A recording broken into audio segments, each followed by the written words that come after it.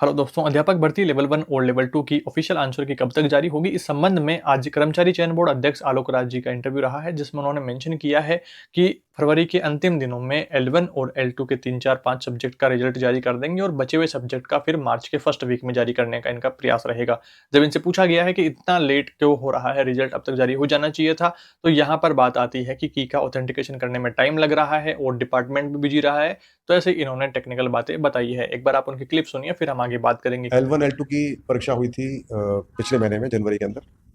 और चूंकि ये सारी परीक्षाएं 7 परीक्षाएं थी, टेक्निकल परीक्षाएं हैं।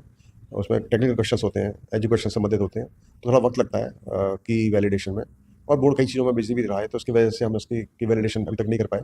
और मेरी पूरी उम्मीद है कि हम इस महीने के आखिर तक कम से कम 4 या 5 सब्जेक्ट की वैलिडेशन करके उसकी प्राथमिक कुछ जारी कर देंगे। और बाकी जो 2-3 सब्जेक्ट बचेंगे उनकी की वैलिडेशन हम अगले महीने के प्रथम सप्ताह तक प्रयास करेंगे निकालने का। तो ये कुछ एक्सक्यूजेस रहे हैं इनकी तरफ से, बाकी जल्दी ही आंसर की जारी होगी। कई सारे साथियों के मैसेज थे कि भैया 2.5 घंटे में हमसे पेपर सोल्व करवा रहे थे और यहाँ इनसे 2 ढाई महीने में पेपर की आंसर की ही नहीं बन पा रही है।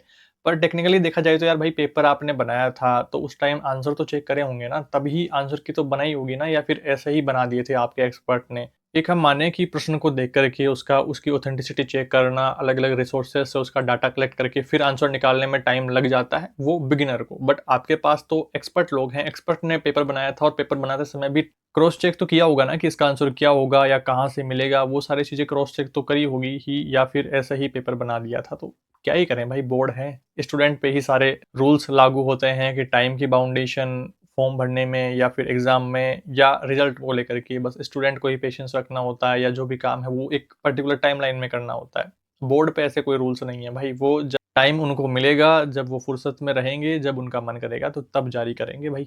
आपके क्या विचार हैं इस बारे में, कमेंट्स में बताइएगा। बाकी आंसर की जल्द आ रही है, जैसे आंसर की जारी होती है या उससे जुड़ी हुई और अपडेट्स आती है तो आगे आने वाले वीडियोज़ में डिस्कशन करेंगे। बात रही डीपीसी को लेकर के और नई भर्तियों को लेकर के, तो अभी कोई भी कंफर्मेशन अपडेट्स नहीं है, सिर्फ तारीख पे तारीख मिलती जा रही है, जो कि एक्सपेक्टेशन नहीं थी भाई। इतना इतना तो अब तक सारा काम हो जाना चाहिए था, बट कोर्ट की तरफ से भी लगातार तारीख पे तारीख, और जो डिपार्टमेंट है 31 मार्च डेडलाइन दे रखा है डीपीसी की। बाकी देखते हैं, जल्दी ही जैसे ही गुड न्यूज़ मिलती है, कुछ अच्छी खबरें, तो आगे आने वाले वीडियो में कवर करेंगे। चैनल के साथ में जुड़े रहेंगे।